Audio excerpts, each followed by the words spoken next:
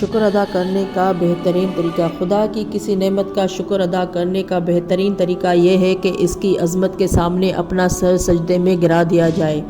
کیا آپ امام علی رضا علیہ السلام کے شکر ادا کرنے کے طریقے سے واقف ہیں؟ کیا آپ جانتے ہیں کہ مولا کا ایک خاص طریقہ تھا جس کے تحت وہ روزانہ شکر ادا کیا کرتے تھے؟ میں امید کرتی ہوں کہ ہم سب بھی مولا کی طرح اس طریقے پر عمل پیرا ہو کر بہترین انداز میں خدا کا شکر ادا کریں۔ اگر آپ 1 مہینہ تک اس طریقے پر عمل کریں گے تو آپ اپنے اندر ایک سکون محسوس کرنے لگیں گے اور ساتھ ہی ساتھ خدا کی نعمتیں بھی آپ کے لیے بڑھ جائیں گی۔ امام رضا علیہ السلام کے شکر ادا کرنے کا طریقہ یہ تھا کہ مولا ظہر کی نماز کے بعد سجدے میں جا کر 100 بار کہتے تھے شکر اللہ شکر اللہ شکر اللہ، اور عصر کی نماز کے بعد مولا سجدے میں جا کر 100 بار کہتے تھے الحمدللہ۔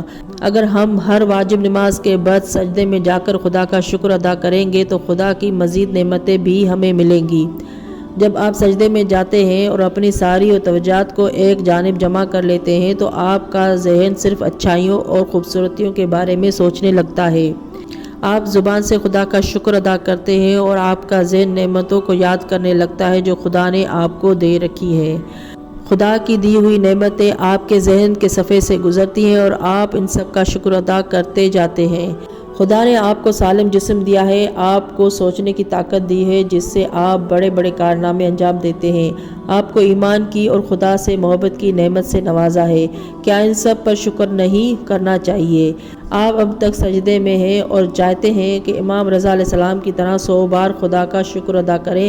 اب آپ سکون سے اور آہستہ آہستہ کہتے ہیں شکر اللہ شکر اللہ، اور 100 بار یہ ذکر کرنے کے بعد آپ جب سجدے سے سر اٹھائیں گے تو آپ کو اپنی زندگی میں تبدیلی محسوس ہوگی۔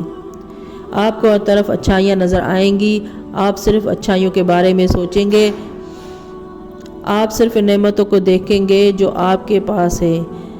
اب آپ اپنی زندگی کا دوسروں کے ساتھ موازنہ نہیں کریں گے بلکہ ان نعمتوں کو دیکھنے لگیں گے جو خدا نے آپ کو دی ہے۔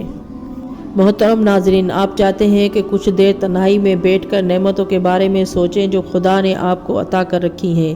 کیا آپ جانتے ہیں کہ آپ کے پھیپھڑوں میں تقریباً 75 کروڑ چھوٹے چھوٹے غبارے ہیں جن میں آکسیجن بھرتا ہے اور پھر خون میں جاتا ہے؟ اگر ان میں سے ہر ایک غبارے کی قیمت 1 روپے بھی ہو، جبکہ آج تک انسان ایسے غبارے بنا ہی نہیں سکتا، تو اس کا مطلب ہے کہ صرف آپ کے سینے میں 75 کروڑ روپے کی ایک مشین ہے۔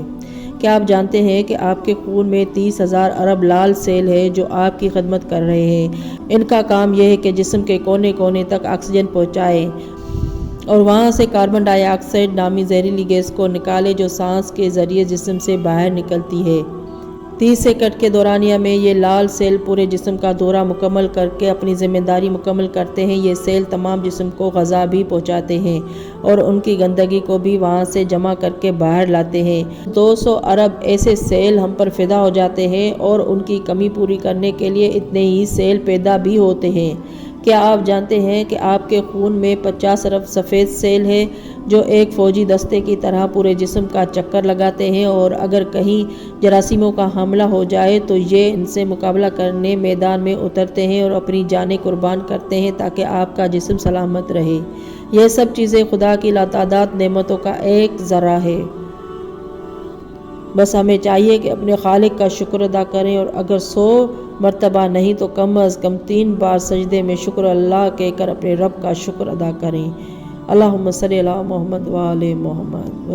ناظرین، اگر آپ کو میرا چینل اچھا لگے اور میری ویڈیو اچھی لگے تو لائک اور سبسکرائب کر دیں۔ بہت بہت مہربانی۔ اللہ حافظ۔